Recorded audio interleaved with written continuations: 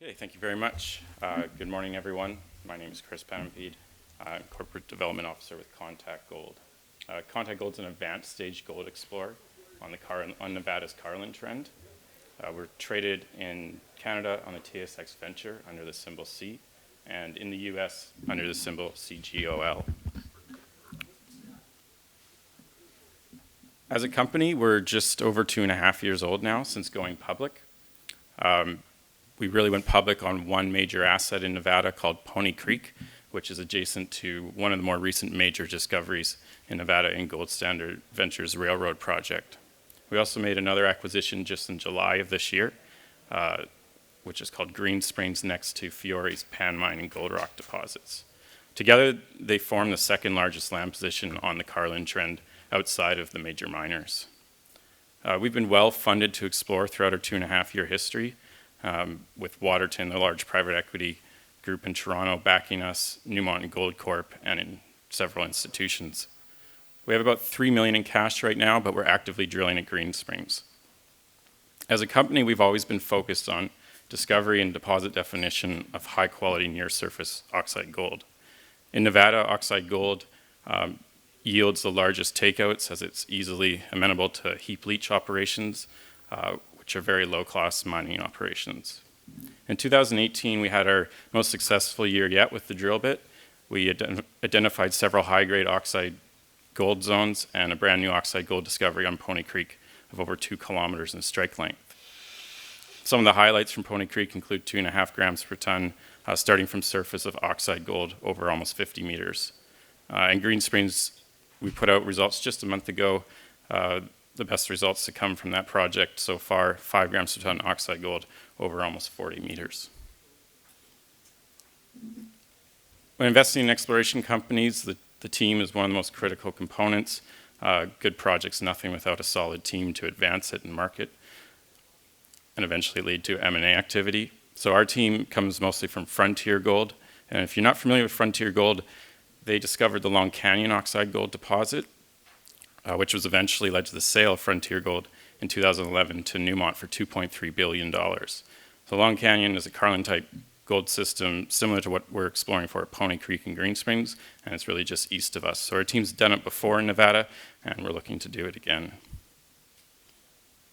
Looking at our capital structure, we're 18 cents, I think, as of yesterday, and there's about 84 million shares outstanding, giving us a market cap of about $50 million in Canadian terms. Looking at the shareholders, this group all was in part of our go public round and have maintained in our one financing since. And critically, they put in all their money at $1 per share. So in the management component, my CEO, Matt Lennox-King, owns 5% of the company, and he acquired that 5% at $1 per share. So we're trading at a significant discount to that now. For analyst coverage, we have Tyron Breitenbach with Cormark and Tara Hassan at Raymond James. So why did we pick Nevada? Well, obviously the team's success at Long Canyon. They're familiar with the Carlin Trend and Carlin-type deposits. But most of the majors and mid-tiers right now are focusing on Nevada. There's been a lot of M&A activity of both explorers and producers. And really everyone wants to be in Nevada because you can load mining down to very low grades. Because run of mine heap leach is really just large earth moving operations. You can mine down to 0.5 gram per ton or even lower, which you wouldn't be able to do in most of the rest of the world. And you still make very healthy profit margins. The other reason is there's still possibilities for major discoveries in Nevada. Typically they're happening deep down nowadays, but we've proven with Long Canyon and now at Pony Creek and Green Springs that there's still several from surface opportunities. So our projects we're going to talk about are Pony Creek on the southern Carlin Trend and Green Springs just off the southern Carlin Trend. Most of the Carlin Trend is mined in the northern part, which has produced almost 91 million ounces of gold to date, and really the southern trend hasn't seen as much exploration. So zooming now into the South Carlin district, there's 3 main players: Newmont with their Ray and Emigrant mines, Gold Standard Ventures, which had the most kick-started the recent exploration activity in this area in 2014 with their Dark Star deposit discovery, and Pony Creek at the southernmost end, our flagship project. These are all road access. The towns of Elko are just off map here in Carlin, Nevada. So you can drive a station wagon if you choose all the way down to Pony Creek. It'll take about an hour, and all the rest of these are, of course, road access as well. Within this district, which is about 40 kilometers from north to south, there's 7 million ounces approximately contained right now. The Rain mine was 1.5 million ounces. It's been almost mined out. It has 2 years of production left. They produce at 100,000 ounces a year at a 0.5 gram per ton average.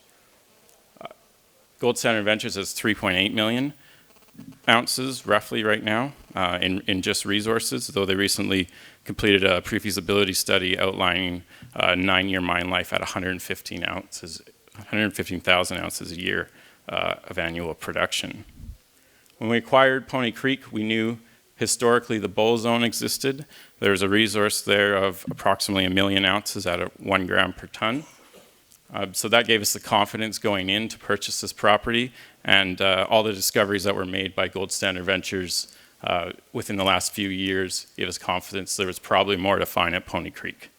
And so far we've been successful in doing that at both the Stallion Zone and Appaloosa Zone.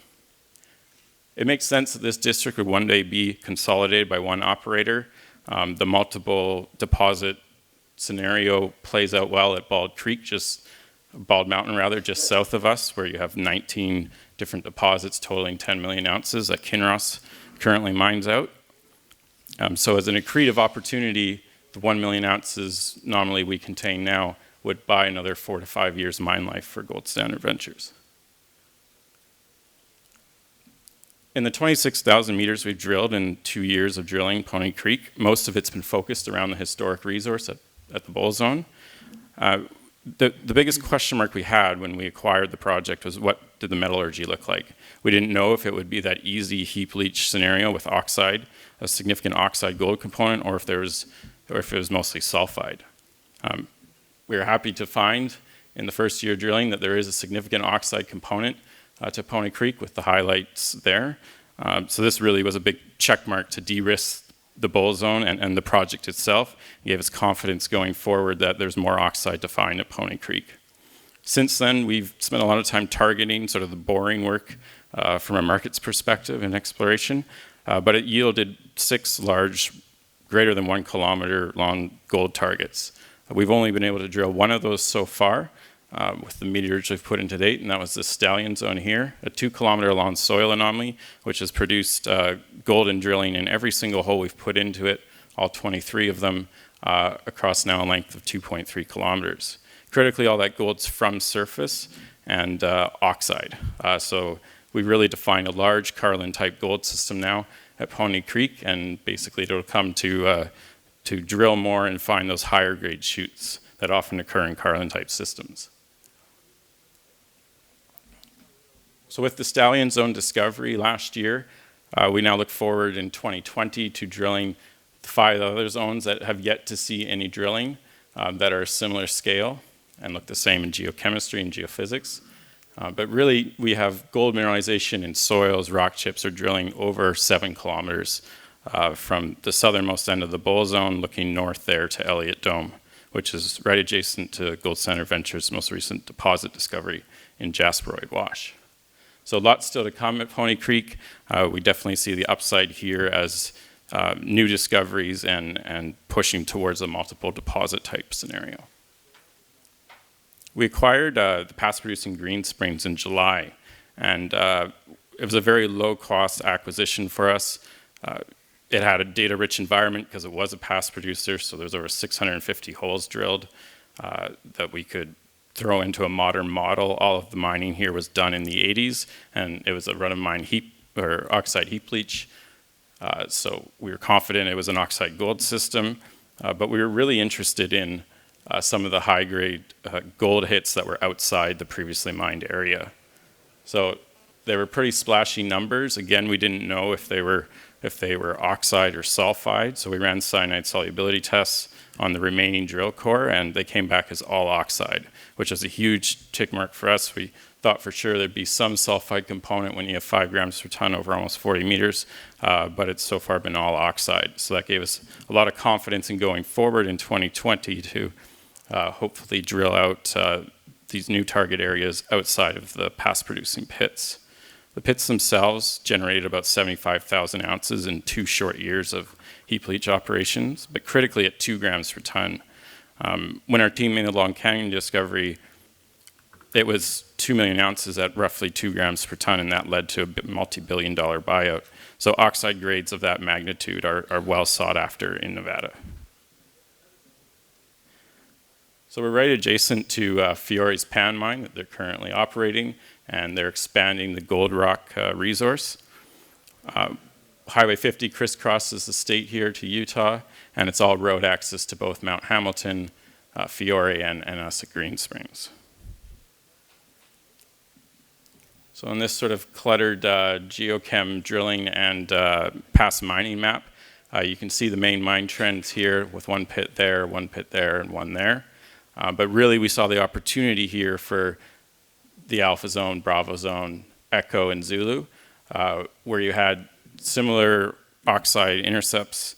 Again, those intercepts I talked about previously were all drilled outside of the mines, and we saw a lot of opportunity to not only infill between the mines across the same gold mineralized horizon, but also expand along this 1.5 kilometer trend north and south of the past producing pits. Looking at it in cross section, you can see the pits at the Delta and Charlie zone, and so all the gold was hosted in this first horizon. It's called the Chayman Shale here, and you see that's gold mineralization outside of the pits in the Echo zone and going further north that wasn't mined out. Where we see a lot of the opportunity, though, is in this lower Pilot Shale horizon. It's mineralized at other deposits near us on the Carlin Trend, and it was never really explored for, much like Pony Creek wasn't explored for in a different part of the stratigraphy. It wasn't explored for during mining in the 80s. So it's mineralized at the northernmost target, Alpha, where it's thrust to surface, and that gives us some confidence to now drill between these zones and drill down into the Pilot Shale, and hopefully it's gold mineralized as well. We're currently drilling. We're just drilling at the Echo Zone today, so we'll have drill results sort of flowing 2 weeks from now and into the new year. And there's a drill rig working away at the Alpha Zone a couple weeks back. The heap leach pads, the old heap leach pads in the back there with the mines tucked just below this hill and the road over to Fiore Gold. So in closing, we're really looking forward to a catalyst-rich end of the year with drilling at Green Springs and hopefully intersecting high-grade oxide gold again. And we also have a resource estimate coming out on the Bull Zone at Pony Creek, and we'll be drilling again at Pony Creek in 2020. Otherwise, I'm in the hall there. You can come by and ask any questions you might have. Thank you very much.